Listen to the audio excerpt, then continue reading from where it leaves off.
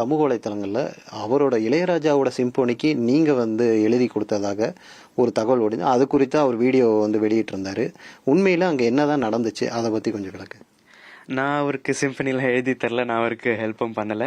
அது கம்ப்ளீட்டாக இளையராஜா சார் அவருடைய காம்போசிஷன், அவருடைய எஃபர்ட் அண்ட் அவருடைய ஒரு அச்சீவ்மெண்ட்டுன்னு சொல்லலாம். அண்ட் நான் ரொம்ப அவளோட வெயிட் பண்ணிட்டுருக்கேன் அந்த சிம்பனி கேட்க. அண்ட் 2 வருஷத்துக்கு முன்னாடி நான் அவர்கிட்ட கிளாஸ்க்கு போகும்போது ஒரு வாட்டி நான் சொன்னேன், அங்கிள் நீதானே என் பொன் வசந்தம் அந்த படம் பண்ணீங்க இல்லையா, அதுக்கு எந்த சிம்பனி ஆர்கெஸ்ட்ரா யூஸ் பண்ணியிருக்கீங்க, ஏன்னா எனக்கு அந்த ஆல்பம் ரொம்ப பிடிக்கும்.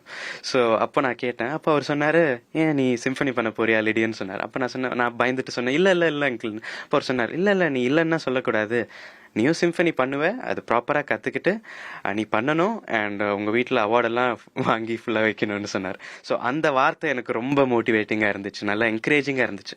அதுக்கப்புறம் ஒரு 2-3 கிளாஸ் கழிச்சு நான் ஒரு சின்ன சாங், ஒரு சின்ன பீஸ் மாதிரி ஒன்று கம்போஸ் பண்ணிவிட்டு அவர்கிட்ட போட்டு காமிச்சேன். அங்கிள் நான் சிம்பனி மாதிரி ஒன்று இது பண்ணியிருக்கேன், இதை கேளுங்க. அப்போது அவர் கேட்டு ஒரு 20 to 30 செகண்ட்ஸில் அவர் கேட்டு ஸ்டாப் பண்ண சொல்லி சொன்னார், இது சிம்பனி மாதிரி இல்லை லிடியன், இது ஒரு பேக்ரவுண்ட் ஸ்கோர் மாதிரி இருக்குது, நீ சிம்பனினா என்னன்னு படி, அதுக்கு நிறைய ரூல்ஸ் அண்ட் ரெகுலேஷன்ஸ், அதுக்குன்னு ஒரு ஃபார்ம் இருக்குது, ஸ்ட்ரக்சர் இருக்குது, நீ அதை நல்லா டீப்பாக படிச்சுட்டு நீ ஒரு சிம்பனி பண்ணுன்னு அங்கிள் சொன்னார்.